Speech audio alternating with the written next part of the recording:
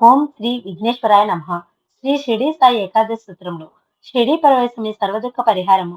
అర్తుల్లేని మీ నిరుపేదల్నేమి ద్వారకామాయి ప్రవేశించినంతనే సుఖ సంపదలు పొందగలరు. ఈ బోధేదైనానంతరము సైతము నీ ప్రమతుడని.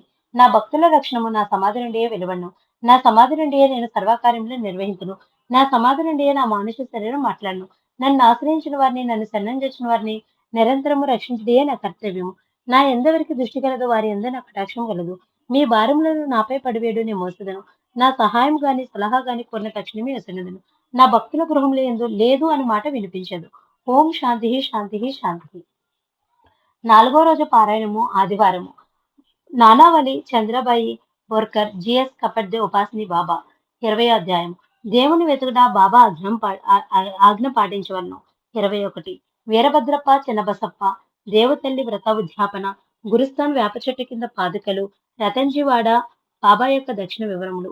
22 చోల్కర్ చక్కర్లేని టీ 2 బల్లుల కథ బాయిజాబాయికి బాబా వాగ్దానము గుడ్డ పిలికలు దొంగిలించుట సదాశివ తార్కాడ్ బాబాకు భోజనం పెట్టు విధానము సాయిబాబా ఉపదేశములు గోధుమలు విసురుట సాయి కథలు దీపస్తంభములు బాబా యొక్క కారుణ్యము బాగోజీ షిండే బాబా సేవ దాము అన్న. 23 కుసాబావ్ హేమాది పంత్ శనగల కథ మావిషిబాయి హరిచంద్ర పితలే కుమారుడు అంబాడేకర్ గోవా పెద్ద మనుషులు. 4వ రోజు పారాయణము ఆదివారము. 19వ అధ్యాయము. 1903వ సంవత్సరంలో తన ఉద్యోగమునకు రాజీనామా చేసినప్పటి నుండి అన్య ఆలోచనలు లేక పూర్తికాలం భక్తి భావంలో ఉండి బాబా యొక్క ప్రచారంలోనే ఉండటం వలన దాసుగనుకు మనసు స్థిరమైన భౌతిక వాసనలు పూర్తిగా నశించను.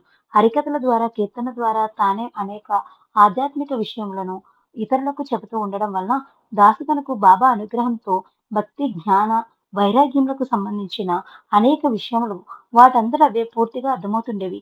మనసును ప్రశాంతత పరుచుకుని పవిత్రంగా ఉండడం వలన గురువు అనుగ్రహం వలన జ్ఞానం దానంతట అదే వస్తుంది. అట్లా వచ్చిన జ్ఞాన దృష్టిని జోడించి దాసుగను సంతకామృతము అను గ్రంథమును 1905లోను భక్త లీలామృతము అనే గ్రంథమును సంతకామృతము అనే గ్రంథమును 1905లోను భక్త లీలామృతము అనే గ్రంథమును 1906లోను రచించి ముద్రించను. హేమాద్రి పంతు బాబా జీవిత చరిత్రను 1917లో ప్రారంభించి 1929కి వ్రాయటం ముగించెను. వీరు రచించిన బాబా జీవిత చరిత్ర పుస్తకం ముద్రించబడి భక్తులకు అందుబాటులో వచ్చే వరకు దాసుగని రచించిన పై 2 చిరు గ్రంథములను సాయి భక్తులంతా ఎక్కువగా చదువుతూ ఉండేవారు. ఈ 2 గ్రంథములను సాయిలీలలు ఎక్కువగా ఉన్నవి.